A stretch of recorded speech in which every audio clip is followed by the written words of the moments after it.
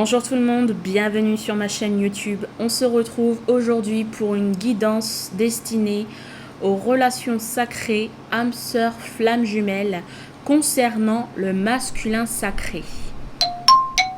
Non, cette guidance n'est pas destinée au masculin sacré. Bienvenue à toi, féminin sacré qui me regarde. Voici une guidance pour comprendre ton comportement dans la relation.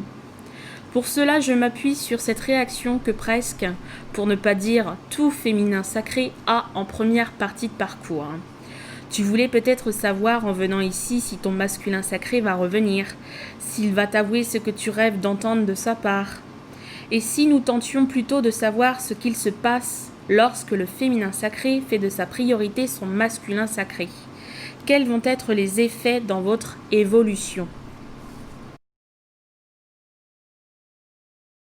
À ces mots, je vous laisse un petit extrait illustrant parfaitement les comportements du binôme chaser et runner. Voici un extrait du dessin animé Bip Bip et Coyote. Vous pourrez facilement vous identifier à ces deux personnages, Coyote étant le chaser, celui qui poursuit, et Bip Bip le runner, celui qui fuit.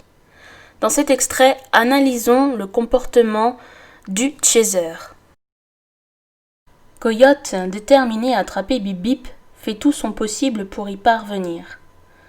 Mais apparemment Bip Bip est encore plus déterminé, ce qui ne fait pas les affaires de Coyote.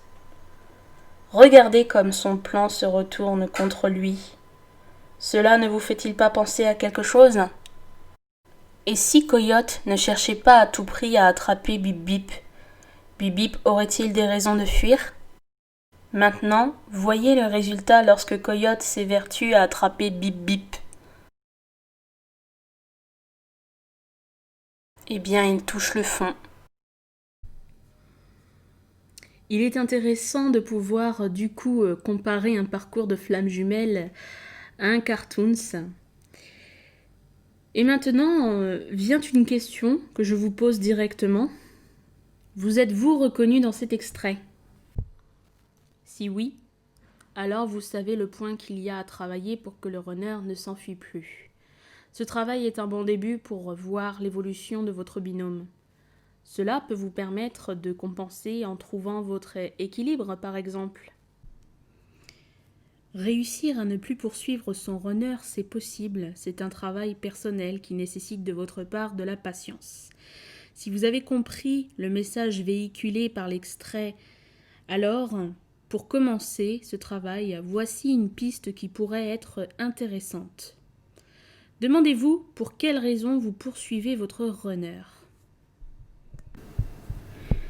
Et je terminerai sur cette réflexion. Si vous souhaitez échanger, si vous avez des questions, je me tiens à votre disposition par email que voici. Merci de m'avoir visionné. N'hésitez pas à partager la vidéo, à me mettre un pouce bleu. À très bientôt.